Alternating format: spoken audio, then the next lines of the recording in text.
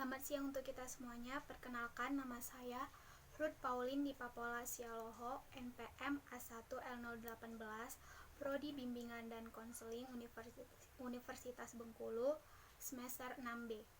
Nah, pada video kali ini saya akan menyampaikan materi ke-11 tentang gangguan kecemasan mata kuliah kesehatan mental. Nah, gangguan kecemasan atau yang sering disebut dengan anxiety disorder. Gangguan kecemasan adalah suatu penyakit jiwa yang mempunyai ciri khas tertentu.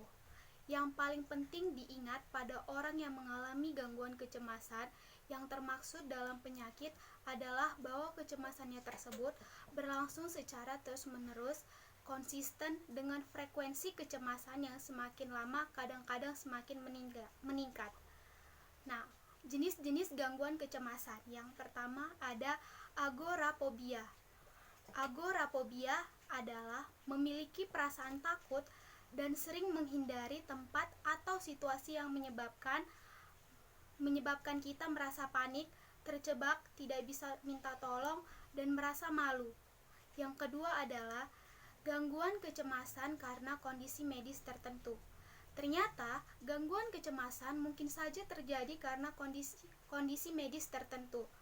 Artinya, perasaan cemas dan panik secara berlebihan bisa muncul karena adanya masalah pada kondisi fisik kita sendiri. Yang ketiga ada generalized anxiety disorder atau GAD, yaitu kecemasan kronis yang ditandai dengan rasa khawatir dan tegang yang berlebihan. Jenis gangguan kecemasan ini berlangsung secara terus-menerus dan cenderung tidak terkendali. Yang keempat ada jenis gangguan panik atau panic disorder. Gejala-gejala yang sering terjadi pada panic disorder yaitu keluarnya keringat secara berlebihan, nyeri pada dada, sakit kepala, napas memburu, dan detak jantung yang tidak teratur. Yang kelima adalah selective mood change, di mana gangguan kecemasan yang satu ini ditandai dengan anak yang tidak bisa bicara pada kondisi tertentu. Nah, contohnya itu seperti anak mendadak tidak bisa bicara di sekolah, padahal pada saat di rumah atau di tempat yang lainnya, anak tidak memiliki masalah bicara. Yang keenam ada gangguan kecemasan berpisah atau separation anxiety disorder.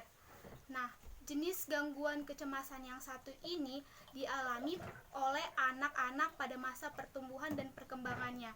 Gangguan ini disebabkan karena berpisahnya anak dengan orang tuanya pada masa pertumbuhan mereka.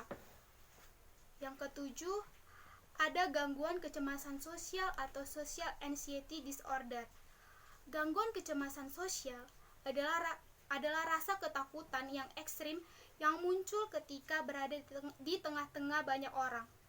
Berbeda dengan rasa malu atau gugup yang pada umumnya hanya berlangsung sebentar, kondisi ini justru berlangsung terus-menerus dalam waktu yang lama. Sumber penyebab dari kecemasan sosial adalah rasa takut yang berlebihan, dihakimi atau dinilai di depan orang lain. Gangguan kecemasan sosial adalah salah satu jenis fobia yang kompleks, di mana jenis fobia tersebut memiliki dampak yang merusak, bahkan sampai melumpuhkan kehidupan penderita atau korbannya. Yang kedelapan ada fobia spesifik. Fobia spesifik juga termasuk dalam jenis anxiety disorder atau gangguan kecemasan. Nah, kondisi ini merupakan ketakutan yang berlebihan dan terus-menerus terhadap satu objek, situasi, atau aktivitas tertentu yang umumnya tidak berbahaya. Gangguan kecemasan ini adalah gangguan kecemasan yang sering kita jumpai. Contohnya itu adalah fobia pada badut, fobia pada laba-laba, fobia pada ketinggian, fobia pada balon, fobia pada jarum, dan fobia pada objek-objek atau situasi tertentu lainnya. Nah, selanjutnya adalah tentang penyebab anxiety disorder atau penyebab dari gangguan kecemasan. Penyebab gangguan kecemasan sampai saat ini belum benar-benar diketahui secara pasti. Namun, ada beberapa kemungkinan penyebab kepastian. Yang pertama adalah faktor faktor genetik atau faktor keturunan. Para ahli meyakini bahwa salah satu penyebab gangguan kecemasan dipicu oleh genetik atau keturunan.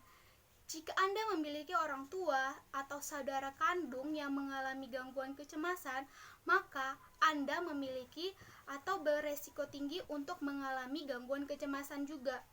Kejadian yang traumatis di masa lalu dan stres yang jangka panjang bisa juga menjadi penyebab seseorang mengalami gangguan kecemasan yang kronis.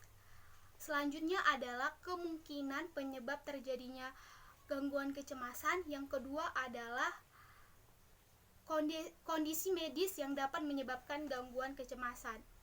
Nah, beberapa kondisi medis dapat dikaitkan dengan gangguan kecemasan, seperti penyakit jantung, diabetes, masalah tiroid, penyalahgunaan narkoba, kecanduan alkohol, nyeri kronis atau sindrom iritasi usus, dan juga tumor langka bahkan kanker.